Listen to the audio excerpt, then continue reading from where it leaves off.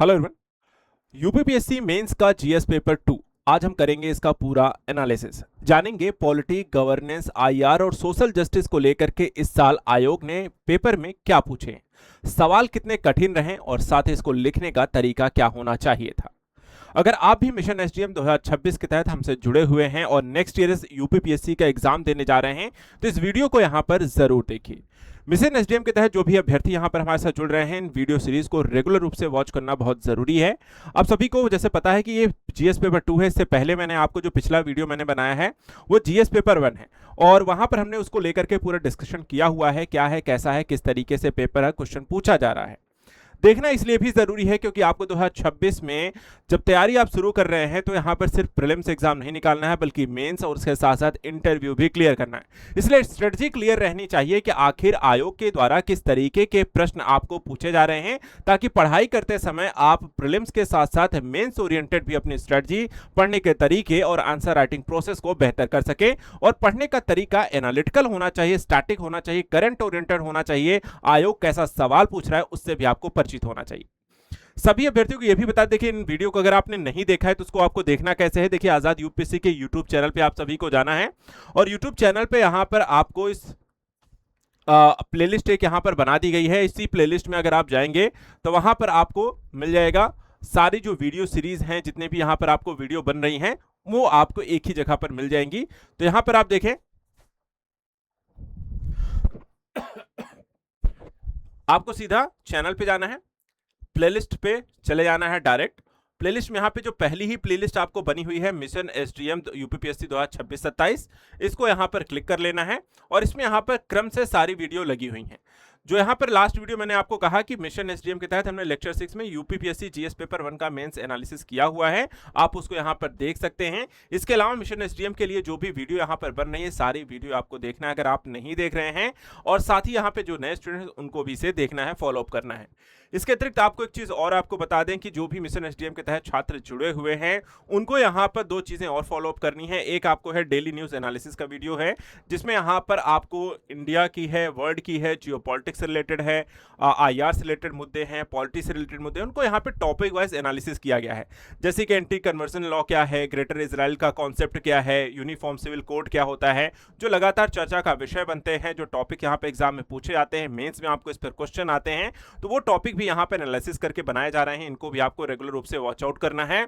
और इसके साथ साथ यहाँ पर आप देखें तो यूपी का, क्योंकि आप एग्जाम की प्रिपरेशन कर रहे हैं तो यूपी के करंट अफेयर्स को भी साथ साथ आप फॉलोअप करते चलें। और यहाँ पे देखिए, आपको सरकार के द्वारा जो भी ग्रीन कॉरिडोर्स बनाई जा रही हैं या नया भी विजन बनाई जा रही हैं, घोषणाएं आपको हैं, लैंड रजिस्ट्री जैसे रूल्स बनाए जा रहे हैं, नए भी यहाँ पर डेवलपमेंट हैं, साथ ही समझौते जो हैं दूसरे देशों के साथ यूपी सरकार कर रही है, उन पर यहाँ पर विशेष वीडियो बनाए जाते हैं, उन पर यहाँ पर डिटेल्स आपको जानकारी दी जा रही है, जो आपको परीक्षा के दृष्टिकोण से प्रीलिम्स के साथ साथ मेंस में भी यहाँ पर काम आते हैं।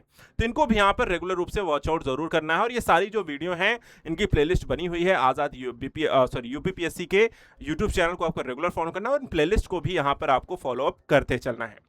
चलिए, आप बात करेंगे हम यूपीपीएससी के आज का जो हमारा जीएस पेपर का एनालिसिस है कि आखिर इस पेपर में देखिए आता क्या क्या है, क्या क्या चीजें आपसे पूछी जा रही हैं। तो सबसे पहला पेपर आया कैसा था। देखिए, जब भी आप यूपीपीएससी का मेंस जीएस पेपर 2 देखते हैं तो इस मेंस में यहां पर आपको 4 टॉपिक से रिलेटेड क्वेश्चन आता है। Indian polity, governance, social justice और आईआई यानी कि इंटरनेशनल रिलेशन, ये 4 टॉपिक से टोटल 20 क्वेश्चन आते हैं। ये पेपर होता कैसा है, तो देखिए यहाँ पर कोई स्टैटिक बेस्ड क्वेश्चन नहीं होता है। ये पेपर हमेशा एक एनालिटिकल और साथ ही साथ करंट की रिलेवेंसी को जोड़ता हुआ टॉपिक होता है। आपकी कॉन्सेप्ट की समझ को यहाँ पर और साथ ही साथ यहाँ पे कितनी डीप नॉलेज है और करंट के साथ कितना यहाँ पर उसको इंटरैक्ट कर पाते हैं या जोड़ पाते हैं उन घटनाओं को, या फिर यहाँ पे जो कॉन्सेप्ट है वो मैटर करता है। एग्जामिनर हमेशा आपसे चेकआउट करना चाहता है कि आपकी नॉलेज कितनी अच्छी है, बेहतर है, और यहाँ पर साथ साथ समायोजन कितना अच्छा है। और इस साल का भी पेपर अगर आप देखेंगे कुछ ऐसा ही यहां पर पूछा गया है। ओवरऑल कहें यहाँ पे 4 टॉपिक हैं तो कहां से ज्यादा क्वेश्चन आते हैं, ज्यादा क्वेश्चन आपको दिखाया, या फिर डोमिनेंट सब्जेक्ट कौन सा रहता है जीएस पेपर 2 में। तो हमने यहाँ पर लगातार पिछले कई सालों के पेपर और इस साल के भी पेपर में अगर हम देखें तो पॉलिटी सब्जेक्ट जो है वो एक डोमिनेंस निकल करके आता है उसकी। इसके अलावा अगर हम देखें तो बाकी का आपको एक बैलेंस पेपर रहता है, जहां से आपको हर सब्जेक्ट से 4 से 5 क्वेश्चन, 6 क्वेश्चन हमेशा आते हैं। तो इसी तरीके से इस साल भी पेपर आपको बनाया गया है और उसी को हम एनालिसिस करेंगे। आप सभी बस मेरे साथ यहाँ पे जुड़े हैं, फिर वीडियो को पूरा जरूर देखें। क्वेश्चन कैसे आ रहे हैं उसको ये समझिए, पढ़ने के तरीका, क्योंकि इस पर आपका डिपेंड करेगा, और आंसर राइटिंग प्रोसेस कैसे की जाती है, क्या यहाँ पर मेथड होना चाहिए, वो भी आप समझेंगे। सबसे पहले देखिए यहाँ पे जो पेपर है 20 क्वेश्चन आते हैं। इन 20 क्वेश्चन में क्वेश्चन आपके दो तरीके के होते हैं, खंड आ और खंड बा में डिवाइड है। खंड आ में आपके 10 क्वेश्चन आते हैं जो लघु उत्तरीय होते हैं, और खंड बा में देखा है 10 प्रश्न आते हैं जो दीर्घ उत्तरीय होते हैं। 125 शब्दों और 200 शब्दों में क्रमशः इन्हें लिखना होता है, और इसको लेकर के यहां पर आयोग के द्वारा ये इस साल का पेपर है, जहां पर आपका पहला क्वेश्चन उन्होंने पूछा है। एक हमेशा यहाँ पे ध्यान रखिए, एक टॉपिक आता है, कॉन्सेप्ट आती है, वो होती है समितियों को लेकर के। उन समितियों को यहाँ पर लगातार हाईलाइटेड रहती हैं और उस पर यहाँ पर ये क्वेश्चन आपको बनता रहता है। और इस साल भी ऐसा ही एक टॉपिक पर कुछ समितियों को लेकर के क्वेश्चन इन्होंने पूछा है। क्वेश्चन क्या है? पहला क्वेश्चन है कि भारतीय विधायी प्रक्रिया में संयुक्त संसदीय समिति यानी कि जेपीसी की क्या भूमिका है, वे प्रभावी कानून निर्माण में किस प्रकार से योगदान देती हैं, उनका विश्लेषण कीजिए।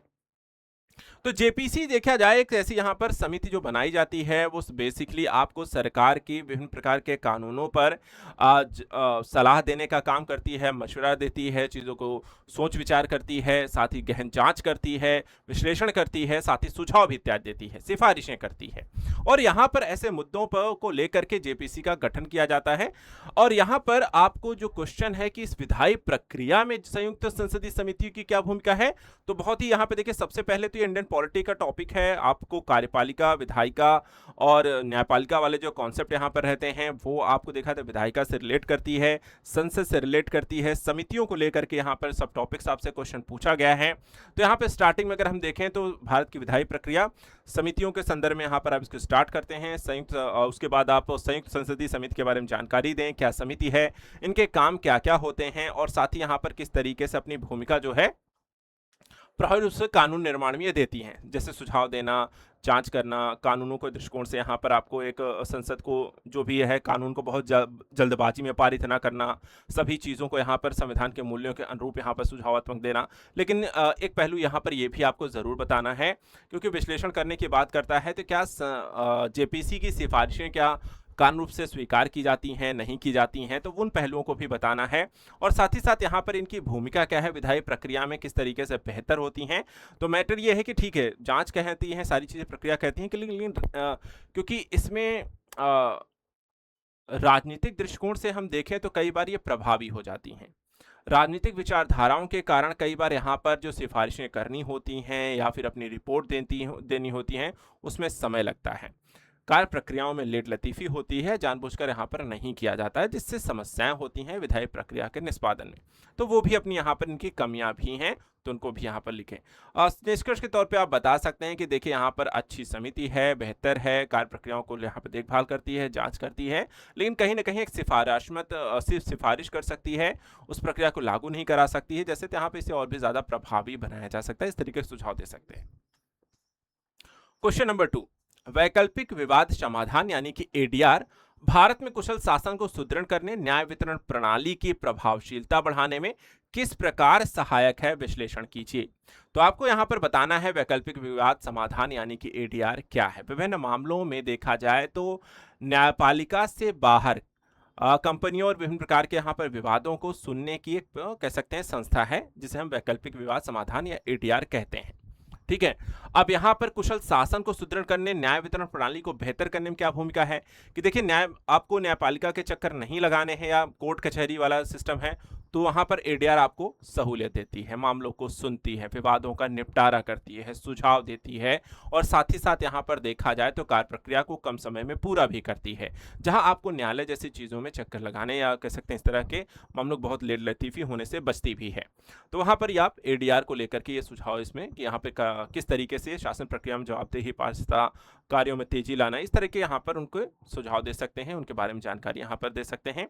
लेकिन एडीआर को लेकर के यहाँ पर देखा जाए, समस्या क्या है कि इस संस्था का जो मतलब एडीआर जो बनाया जाता है, उसमें आपको जिस तरीके के विशेषज्ञों की ज़रूरत है, जिस तरीके के न्यायपालिका या फिर यहाँ पर लोगों की ज़रूरत है, वो कहीं ना कहीं कमी रह जाती है। इसके अलावा देखा जाए तो एक जागरूकता की भी कमी है, कई सारे लोग यहाँ पर अभी न्यायपालिका के दृष्टिकोण से जाते हैं, वे एडीआर का यहाँ पर विकल्प स्वीकार नहीं करते हैं, फिर से वापस वो न्यायपालिका की तरफ चले जाते हैं। तो यहाँ पर इस चीज़ों को भी समझना है कि एक बेहतर चीज़ है, लेकिन फिर भी यहाँ पर कई बार संसाधनों की कमी, कई बार व्यक्तिगत या फिर हम कहें मानव संसाधन की भी कमी है, नॉलेज की यहाँ पर आपको कमी है, उसके कारण यहाँ पर इसका सही तरीके से उपयोग यहाँ पर नहीं हो रहा है। तो उस दृष्टिकोण से आप इसे लिख सकते हैं। क्वेश्चन ओवरऑल देखा जाए तो अच्छे क्वेश्चन पूछे गए हैं अभी तक जो यहाँ पर पेपर हम देख रहे हैं। तीसरा जो क्वेश्चन है, विधायिका अपने एक क्षेत्राधिकार में सर्वोच्च है, फिर भी वह संप्रभु नहीं है, इस कथन का उदाहरण सहित यहाँ पर संवैधानिक परिप्रेक्ष्य में परीक्षण कीजिए। बहुत अच्छा क्वेश्चन है। देखिए यहाँ पर विधायिका से रिलेट करता है और संविधान आधारित क्वेश्चन है। विधायिका के कार्य क्या है वो बताएं। कानून बनाना, निर्माण करना, पारित करना, वो सारी चीजें हैं। लेकिन फिर भी देखा जाए तो संविधान सर्वोच्च है, विधायिका सर्वोच्च नहीं है। भारत में संविधान सर्वोच्च है। संविधान में जैसे मौलिक अधिकारों की बात की गई है, साथ ही यहाँ पर आपको डीपीएसपी के बारे में जानकारी दी गई है। इसके अलावा देखा जाए तो आपको प्रस्तावना जो है वहाँ पर देखा जाए तो उसमें आप छेड़छाड़ नहीं कर सकते हैं। जैसे कई सारे पहलू हैं जहाँ पे संविधान जो है सर्वोच्च पर आ जाता है। तो यहाँ पर एक सीमित सरकार की अवधारणा है, विधायिका से संबद्ध है, भारत में संविधान सर्वोच्च है। तो उस पहलू से यहाँ पे लिखना है कि ठीक है, विधायिका अपने क्षेत्राधिकार में सर्वोच्च है कि कानून बनाने, निर्माण करने, उसकी प्रक्रिया को संशोधित करने में यहाँ पर देखा है तो विधायिका जी हाँ सर्वोच्च है। उस पहलू को यहाँ पर आपको दिखाना है। लेकिन संप्रभु नहीं है। संप्रभु इसलिए नहीं क्योंकि संविधान यहाँ पर सर्वोच्च है और उसके पास जो यहाँ पर कई सारे पहलू हैं, एक उसको यहाँ पर इंगित कर सकते हैं और इस तरीके से आप उत्तर को यहाँ पर लिख सकते हैं। एग्जाम्पल्स यहाँ पे करंट ओरिएंटेड कुछ आपको सेगमेंट्स हैं, एग्जाम्पल्स हैं, या फिर जो न्यायपालिका में आपको दिखा है केसेस चले हैं जहाँ पर ये दिखाया गया है कि संविधान सर्वोच्च है, विधायिका के बनाए गए कानूनों को भी पलटा गया है, तो उनको यहाँ पर एग्जाम्पल्स के रूप में आप दे सकते हैं। इसके बाद आता है क्वेश्चन नंबर 4, जिसमें कहा गया है कि यह कहना कहाँ तक सही है कि अंतर राज्य परिषद संघ तथा राज्यों के मध्य विवादों को प्रभावी ढंग से सुलझा सकती है। उपयुक्त उदाहरणों से सहित उत्तर लिखिए। अब देखिए यहाँ पे अंतर राज्य परिषद जो है एक तरीके से आपको संघ और राज्यों के लिए गठित की गई है कोई भी विवाद समाधान को लेकर के। चाहे आपको देखा जाए तो कई तरीके के विवाद आते हैं, जिसमें सीमाई विवाद हैं, राजस्व के दृष्टिकोण से है, प्रशासनिक व्यवस्थाओं को लेकर के है, विधायी शक्तियों को लेकर के है, जब बंटवारा होता है। इसके अलावा नदियां हो गई, संसाधन कई तरीके के हो गए, कई सारे पहलू हैं जो विवाद का कारण बनते रहते हैं। तो यहाँ पे अंतर्राज्य परिषद इन विवादों को सुलझाने का कैसे है, तो अंतर्राज्य परिषद के बारे में बताएं, फिर विवाद किस तरह, कुछ एग्जांपल्स दें, फिर उनमें अंतर्राज्य परिषद की भूमिका क्या है, किस तरीके से उनको वहाँ पर डील करती है उसके बारे में बताएं, और उसके साथ साथ यहाँ पर आपके इन एग्जांपल्स थे, इन्हें विवादों को प्रभावी ढंग से सुलझा सकती है। तो उनके एग्जाम्पल देते हुए इस उत्तर को आप लिखेंगे तो ज़्यादा बेहतर यहाँ पर आपका आंसर रहने वाला है। एक अच्छा यहाँ पर क्वेश्चन है, अंतर्राज्य परिषद संघ, केंद्र और संघ के राज्य के संबंधों के दृष्टिकोण से यहाँ पे पूछा गया टॉपिक है और अच्छा यहाँ पर प्रश्न है। एक और यहाँ पे देखा है तो ये आपको पॉलिटी से रिलेटेड हो गए। अब यहाँ पे देखिए एक नागरिक केंद्रित प्रशासन यानी कि गवर्नेंस से रिलेटेड 4 पॉलिटी का क्वेश्चन हो गए। 5वां जो क्वेश्चन यहाँ पे आता है वो गवर्नेंस से रिलेटेड है। गवर्नेंस में पूछा गया है नागरिक केंद्रित प्रशासन को सुनिश्चित करने के लिए नागरिक चार्टर प्राधिकरण एक ऐतिहासिक पहल रही है। तो यहाँ पे नागरिक चार्टर क्या होता है, ठीक है, वो बताना है आपको परिभाषागत। उस पर नागरिक चार्टर जो है नागरिक केंद्रित प्रशासन को कैसे सुनिश्चित करने है, उसमें क्या क्या प्रावधान, क्या क्या अधिकार यहाँ पे नागरिकों को देते हैं, उसके बारे में यहाँ पर बताना है।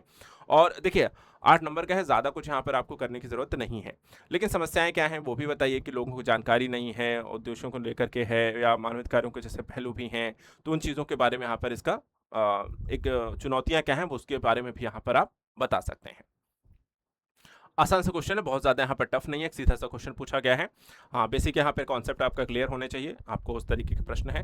इसी तरह एक और क्वेश्चन है कि भारत में मानव संसाधन विकास से संबंधित प्रमुख मुद्दों की व्याख्या कीजिए। देखिए मानव संसाधन विकास में क्या क्या पहलू आते हैं, 3 चीज़ें हैं। एक तो शिक्षा है, आपको साथ ही साथ यहाँ पे स्वास्थ्य है, जिन पहलुओं को लेकर के है, और रोजगार और उससे स्किल मैनेजमेंट को लेकर के भी है। तो उन पहलुओं को ही यहाँ पर लिखना है, ठीक है। मानव संसाधन विकास से संबंधित इन्हीं 3 मुद्दों को पकड़िए, इनके बारे में क्या क्या स्थिति चल रही है, समस्याएं क्या हैं, चुनौतियां क्या हैं, भारत सरकार की पहल क्या है, उस दृष्टिकोण से यहाँ पे लिखिए। शिक्षा को लेकर के समस्याएं क्या हैं, सभी तक शिक्षा क्या पहुंच रही है, अनुकूल शिक्षा है या नहीं है, स्वास्थ्य को लेकर के क्या स्थिति यहाँ पर है, ठीक है, रोजगार और शिक्षा और अन्य कौशल व्यवस्थाएं किस तरीके की हैं। फिर इसको लेकर सरकार देखिए मानव संसाधन को विकसित करने को लेकर स्किल मैनेजमेंट है, आपको प्रोग्राम चला रही है, स्कूल में फ्री शिक्षा को लेकर के है, इसके अलावा स्वास्थ्य को लेकर के आयुष्मान कार्ड, टीकाकरण की मुफ्त सुविधाएं और अन्य तरीके के यहाँ पर जो पहलें चलाई जा रही हैं उनके बारे में भी यहाँ पर आप लिख सकते हैं। तो ये मानव संसाधन के विकास से संबंधित प्रमुख मुद्दों को लेकर के तो समस्याएं बतानी है, चुनौतियां और सरकार के पहले। बहुत आसान सा एक प्रश्न है। इसके अलावा क्वेश्चन है, नीति क्रियान्वयन में सूचना एवं संचार प्रौद्योगिकी कहां तक उपयोगी रही है, इसका विवेचना कीजिए। तो देखिए ये भी पहलू जो है साइंस एंड टेक में आपको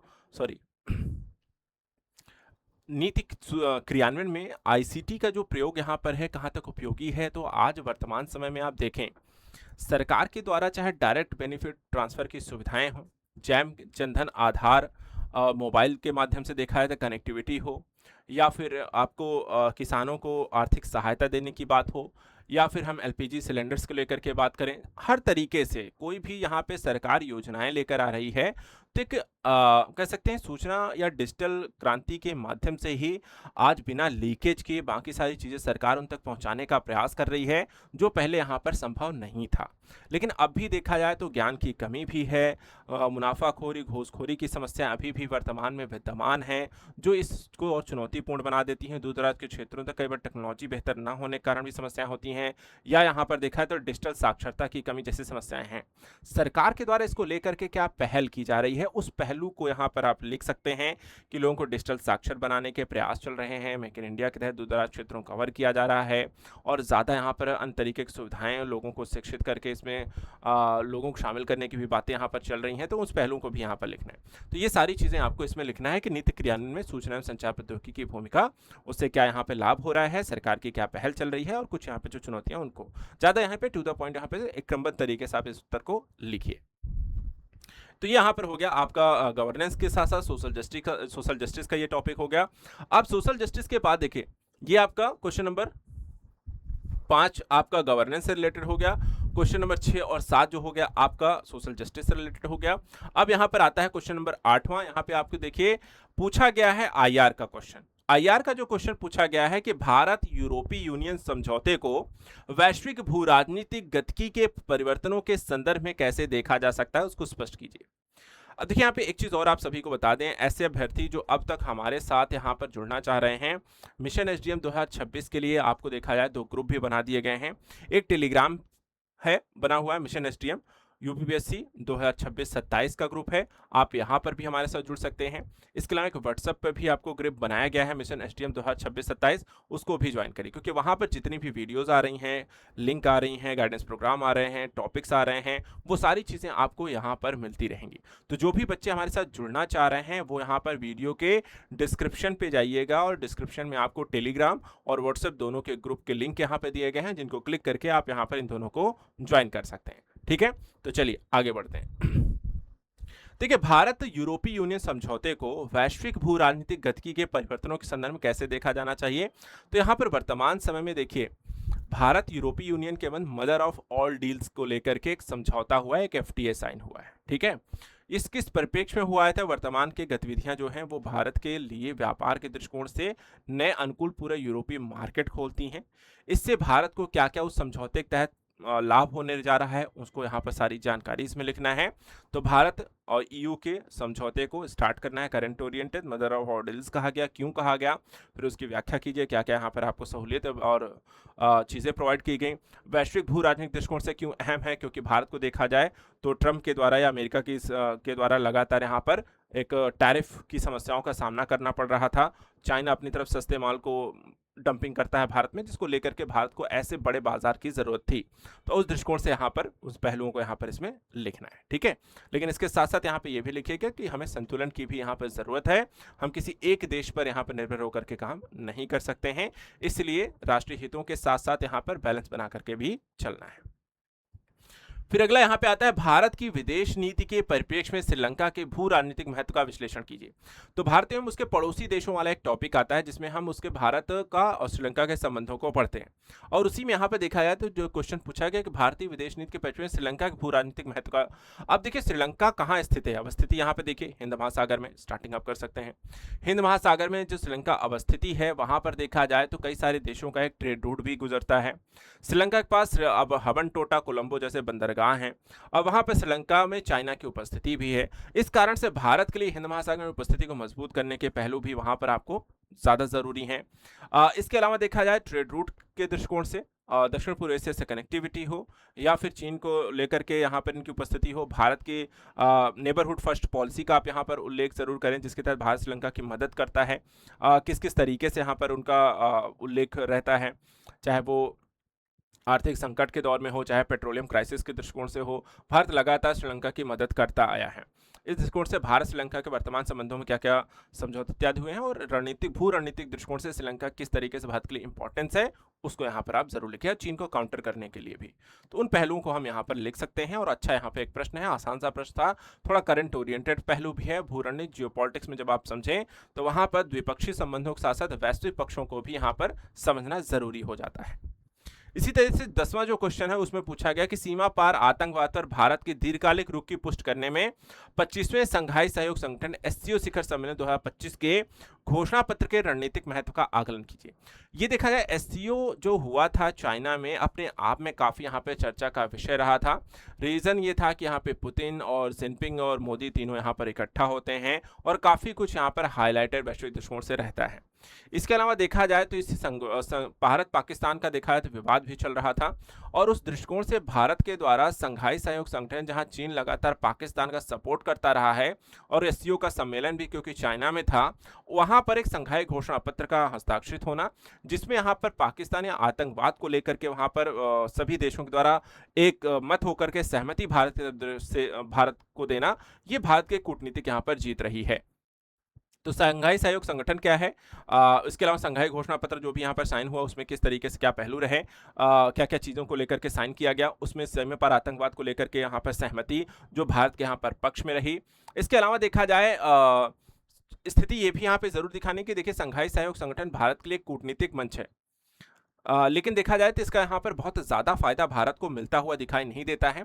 इसका रीज़न ये भी है कि संघाई सहयोग संगठन कई सारे ऐसे देश भी हैं जो भारत विरोधी हैं, जिसमें चाइना, पाकिस्तान, टर्की जैसे देशों का यहाँ पर मेलजोल भी है। तो भारत को कोई बहुत ज़्यादा रणनीतिक बढ़त यहाँ पर ज़रूर नहीं मिलने वाली है, लेकिन कूटनीतिक तौर पर यहाँ पर भारत की जीत के तौर पर इसे देखा जा सकता है। तो इस पहलू को यहाँ पर आप इसमें लिख सकते हैं। चलिए, तो ये हो गया 11 से आपको 1 से लेकर के 10 तक क्वेश्चन, जो ज्यादातर यहाँ पर देखा जाए पॉलिटी से क्वेश्चन है। इसके अलावा आईआर के पॉलिटी आईआर सबसे ज्यादा क्वेश्चन है। और इसके अलावा हम देखते हैं तो आपका सोशल जस्टिस और गवर्नेंस के भी क्वेश्चन है। गवर्नेंस से सिर्फ एक ही क्वेश्चन पूछा गया है। बाकी अब यहाँ पर पार्ट 2 आता है जो 11 से 20 तक है। ज्यादातर जैसे मैंने आपको कहा कि करंट ओरिएंटेड हैं, आईआर के जैसे टॉपिक्स हम देखते हैं, चाहे आपको पॉलिटी के टॉपिक्स हम देख रहे हैं। इसके अलावा आपको कॉन्सेप्चुअल चीज़ें हैं जो आपको ज़्यादा बेहतर और विल डीप नॉलेज आपको चाहिए। एनालिसिस आपका अगर अच्छा करना आता है तो आप इस पेपर में अच्छा कर करके आ सकते हैं।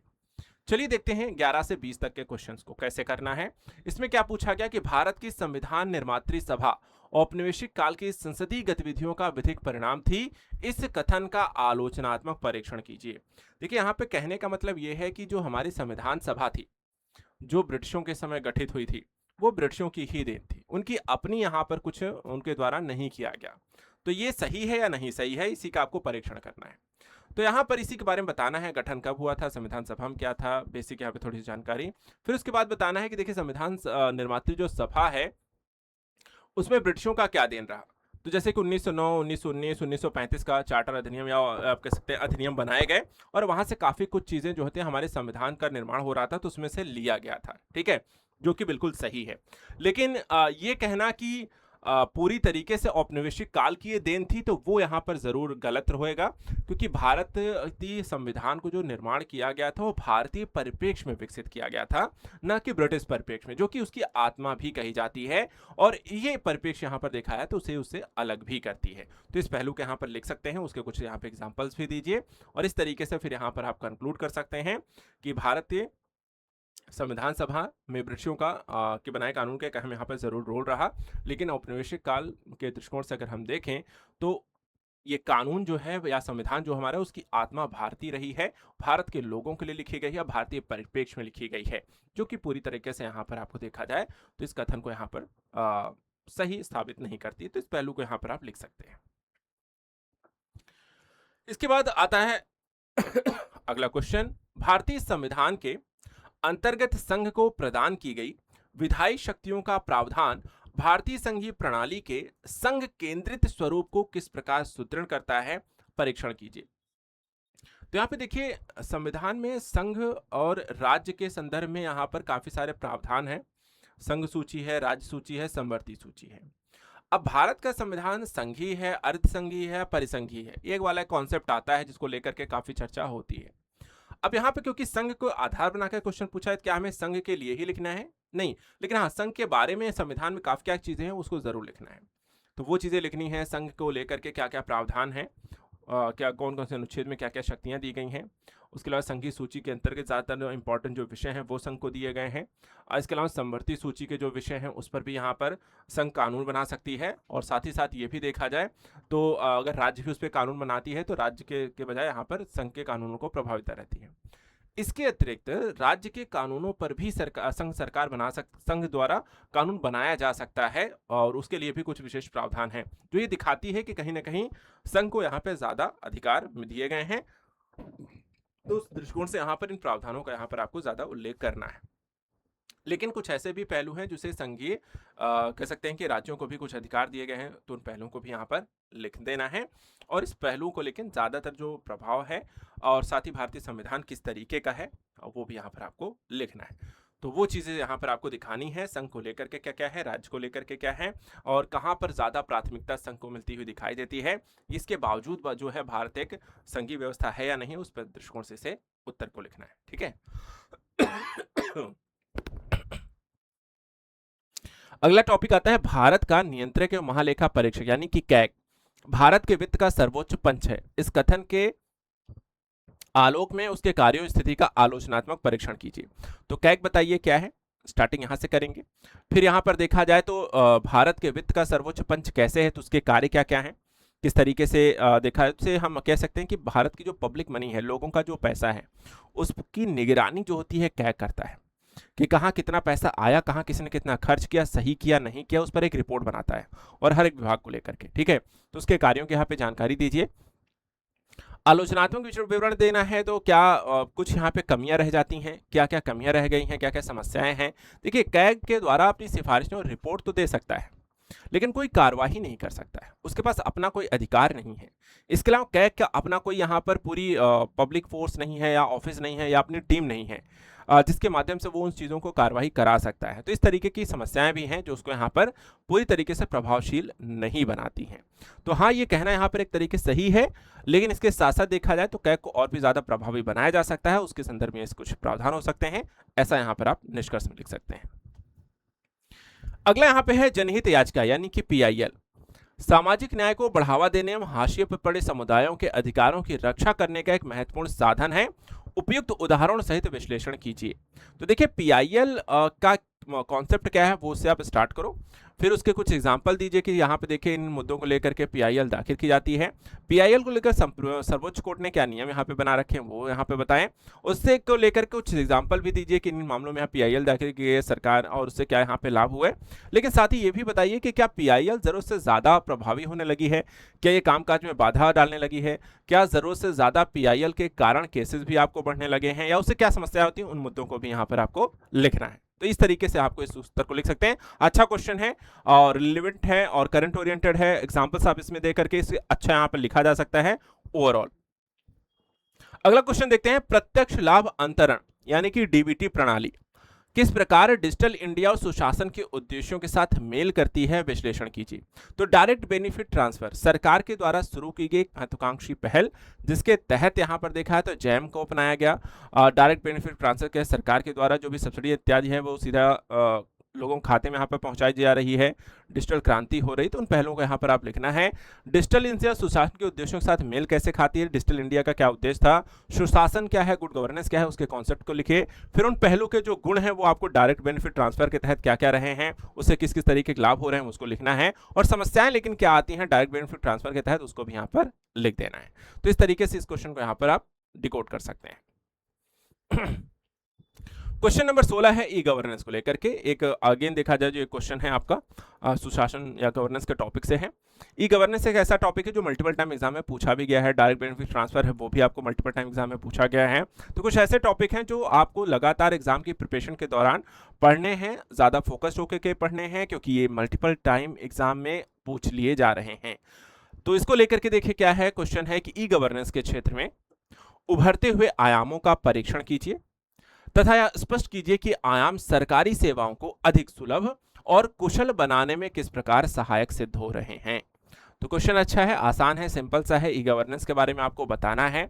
ई गवर्नेंस क्या है, ई गवर्नेंस के तहत सरकार किस किस तरीके की प्रक्रियाएं करती हैं, आयामों का जो परीक्षण यहाँ पे स्पष्ट करना है। फिर सरकारी सुविधाओं में ई गवर्नेंस को जो लागू किया गया है उसको लेकर के क्या क्या समझौते हैं, कौन कौन सी प्रक्रियाएं गवर्नेंस हो गई, उससे लोगों को क्या लाभ हो रहा है। जैसे कि आपको चाहे FIR करना है तो वो भी ऑनलाइन है, बैंक के खाते खोलने हैं वो भी ऑनलाइन है, सरकार के द्वारा मनी ट्रांसफर या डायरेक्ट बेनिफिट ट्रांसफर जैसी सुविधाएं हैं, ई गवर्नेंस के माध्यम से देखना समझना आसान है। पंचायत से लेकर के आपको देखा है तो ब्रॉडबैंड और इंटरनेट कनेक्टिविटी के माध्यम से ऊपर से नीचे का तंत्र एकजुट आपको कनेक्ट हो चुका है। तो ये सारी चीज़ें यहाँ पर हैं। एग्जाम्पल्स देते हुए आप इसे लिखिए, इस क्वेश्चन को यहाँ पर अच्छा यहाँ पर लिखा जा सकता है। समस्याएं फिर भी यहाँ पे देखा है ई गवर्नेंस को लेकर के।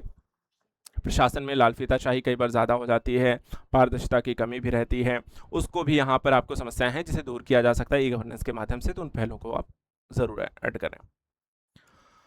अगला क्वेश्चन है, विकास प्रक्रिया में सहायक संस्थाओं, योगदानकर्ताओं, संस्थागत हितधारकों के माध्यम से समन्वय की आवश्यकता एवं व्यवहारिक आवश्यकताओं का समालोचनात्मक मूल्यांकन कीजिए। देखिए यहाँ पे एनजीओ को लेकर के क्वेश्चंस अभी हाल ही में देखा जाए तो सरकार द्वारा FCRA कानून भी पारित किया गया है, जिसमें विदेशी संस्थानों या एनजीओ इत्यादि को फंडिंग करने की जो व्यवस्था है उसको रोकने का प्रावधान है। अब यहाँ पर देखा है उससे समस्याएं भी आती हैं, और उससे ये होता है कि अभी देखा है ईसाई धर्मांतरण की प्रक्रिया हो, या फिर देखा है तो कई बार आतंकवाद अन्य तरीके की फंडिंग भी होती है, और तरीके के यहाँ पर देखा है तो गलत यहाँ पे संलिप्तता भी इसमें पाई गई है, जिसको लेकर के प्रावधान किए गए हैं। ये कुछ यहाँ पे नेगेटिव पहलू भी हैं, कुछ अच्छे पहलू भी हैं कि देखिए हाँ इससे भी शिक्षा को बढ़ावा मिलता है। इसके साथ साथ देखा जाए तो क्षेत्रीय विकास को लेकर के यहाँ पर दूर दराज के गांवों को लेकर के विकास की पहलू यहाँ पर होते हैं। एनजीओ के माध्यम से पर्टिकुलर यहाँ पर एम को यहाँ पर सपोर्ट मिलता है, तो उसके भी अपने पहलू हैं।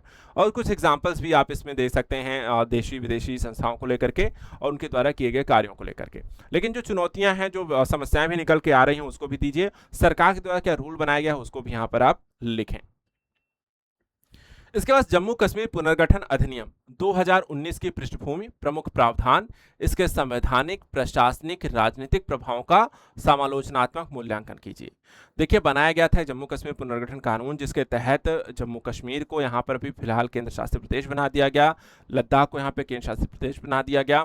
अब उसके तहत क्या क्या प्रावधान किए गए, उनमें संवैधानिक, प्रशासनिक, राजनीतिक क्या क्या प्रभाव हैं, और उसके बाद कितना सही है नहीं सही है उस पहलू को यहाँ पर लिखना था। देखिए प्रावधान ये भी है कि आपको जम्मू कश्मीर को एक राज्य बना दिया जाएगा, जिसको लेकर के अभी फिलहाल इसे लागू नहीं किया गया है। लेकिन हाँ, इससे एक तरीके से देखा है सुरक्षा संबंधी पहलुओं को और आतंकवाद जैसी प्रक्रियाओं को रोकने में भी एक तरफ सफलता मिली है। उन पहलुओं की भी यहाँ पर बात करते हैं, राजनीतिक पहलुओं से, और उसको लेकर सुप्रीम कोर्ट ने हाल में एक निर्देशन दिया था, उसको भी कोट करिए कि जल्द से जल्द जम्मू कश्मीर में राज्य बहाली की प्रक्रिया को लागू किया जाए। तो इस पहलू को यहाँ पर भी जरूर आप लिखें, एग्जाम्पल्स को करेक्ट करें, और इसके सभी प्रावधानों को यहाँ पर जो क्योंकि इसमें और कुछ करना नहीं है। जम्मू कश्मीर पुनर्गठन अधिनियम 2019 में जो प्रावधान किए गए हैं वो आपको डायरेक्ट इसमें लिखने हैं। इसके बाद संयुक्त राष्ट्र सुरक्षा परिषद की संरचना समकालीन वैश्विक राजनीति की सत्यता को परिलक्षित नहीं करती है। सुरक्षा परिषद के सुधार पर भारत के रुख के आलोक में इस कथन का आलोचनात्मक मूल्यांकन कीजिए। देखिए अभी हाल ही में कई सारे युद्ध चल रहे हैं, रशिया यूक्रेन का चल रहा है, इजराइल हमास का पहले चल रहा था, फिर इजराइल ईरान और अमेरिका ईरान का यहाँ पर अभी चल रहा है, ठीक है। पाकिस्तान अफगानिस्तान का युद्ध चल रहा था, भारत पाकिस्तान का भी बीच में यहाँ पर झड़प हुआ, ठीक है। तो कई सारे युद्ध हैं, इस समय वैश्विक स्थिति कुछ ऐसी ही दिख रही है। लेकिन इस सभी युद्धों में यूएनएससी की जो भूमिका थी वो कहीं से भी प्रभावी नजर नहीं आई है। किसी भी युद्ध को रोकने में ना तो सक्षम हुए हैं, ना यहाँ पर उस युद्ध को रुकवाने के लिए कोई पहल यहाँ पर की जा रही है, ना ही यहाँ पर कोई शांति सेना जैसी पहल आपको हो रही है, ना ही कुछ अन्य यहाँ पर लोगों को एकजुट करके विरोध या दबाव बनाने की कोशिश हो पाई है। तो अब तक देखा जाए ऐसा क्यों नहीं हो पाया है, तो यहाँ पर एक कहा गया कि यूएनएससी में सुधार की जरूरत है। क्योंकि कहीं ना कहीं ये सभी को सभी तरीके से यहाँ पर बैलेंस्ड वे में न तो प्रतिनिधित्व यहाँ पर है और ना ही यहाँ पर उसको रोकने के लिए प्रभावी वर्तमान स्वरूप इसकी रह गई है। इसलिए वर्तमान समय की जरूरत के हिसाब से भारत को इसका स्थायी सदस्य बनाया जाना चाहिए। भारत के फिर पक्ष में यहाँ पर जानकारी दी जाए, उसके बढ़ते हुए प्रभाव, कूटनीतिक पहल, कई सारे देशों के साथ बेहतर संबंध, जनसंख्या उसकी साथ साथ, और यहाँ पर देखा जाए परमाणु शक्ति संपन्न भी है, एक जिम्मेदार देश के तौर पे यहाँ पर उसकी अपनी भूमिकाएं भी हैं, कई सारे देशों को यहाँ पे देखा उसे समर्थन भी प्राप्त है, वर्तमान की जरूरत और बढ़ती यहाँ पे चिंताओं को भी यहाँ पर बैलेंस करने में भारत ज्यादा बेहतर है। तो उन पहलुओं को भी यहाँ पर आप इसमें लिख सकते हैं। इसके बाद आता है भारत द्वारा विभिन्न देशों के साथ किए जा रहे मुक्त व्यापार समझौते किस सीमा तक भारत पर अमेरिकी व्यापार नीतियों के प्रतिकूल प्रभाव कम करने में सहायक हो सकते हैं, इसका आलोचनात्मक मूल्यांकन कीजिए। देखिए एफटीए को लेकर के भारत और देखिए ट्रंप के द्वारा भारत पर लगातार टैरिफ लगाई गई, ठीक है, 25%, 50%। इसके अलावा डराया धमकाया गया और कई तरीके के यहाँ पर विवाद खड़े किए गए। इसके बावजूद देखा है तो भारत ने अमेरिका के साथ यहाँ पर एक टैरिफ डील साइन की थी, लेकिन फिलहाल उस पर रोक दिया गया क्योंकि वहां की कोर्ट के द्वारा एक आदेश जारी किया गया जिसके तहत सारी टैरिफ यहाँ पर निराधार बता दी गई। अब इस दृष्टिकोण से अगर हम देखें तो भारत के द्वारा अमेरिकी बाजार से बाहर होने से भारतीय उद्योगों को नुकसान हो सकता है। उसको बैलेंस करने के लिए भारत कई सारे देशों के साथ यहाँ पे एफटीए साइन कर रहा है। जैसे इसमें एग्जाम्पल्स आप दीजिए, भारत ऑस्ट्रेलिया का हो गया, भारत का इसके अलावा अमेरिका मदर ऑफ ऑल देश यूरोपीय यूनियन के साथ जो हुआ है, और जितने भी यहाँ पर हुए हैं उन सारे को यहाँ पर एग्जांपल्स दीजिए किसके साथ कब कब किया गया है, इससे भारत को क्या फायदा होगा, बाजार मिलेंगे, उद्योग यहाँ पर आपको ज़्यादा बेहतर अवसर मिलेंगे, निर्यात के लिए आपको सुविधाएं मिलेंगी, टेक्नोलॉजी अन्य तरीके की शेयरिंग होगी, तो वो सारी चीज़ें यहाँ पर फायदा होगा। अमेरिका को इससे प्रतिकूल करने में भी यहाँ पर, यानी कि अमेरिका भी जब आप भारत जो है कई सारे देश यहाँ पर बड़े बाजार उपलब्धता उसकी सुनिश्चित होगी तो अमेरिका पर भी एक दबाव इससे बनेगा कि भारत जैसी बड़े बाजार उसके हाथ से छूट न जाए या निकल न जाए, तो वहां पर भी वो भारत के साथ बेहतर संबंध बनाने की कोशिश करेगा।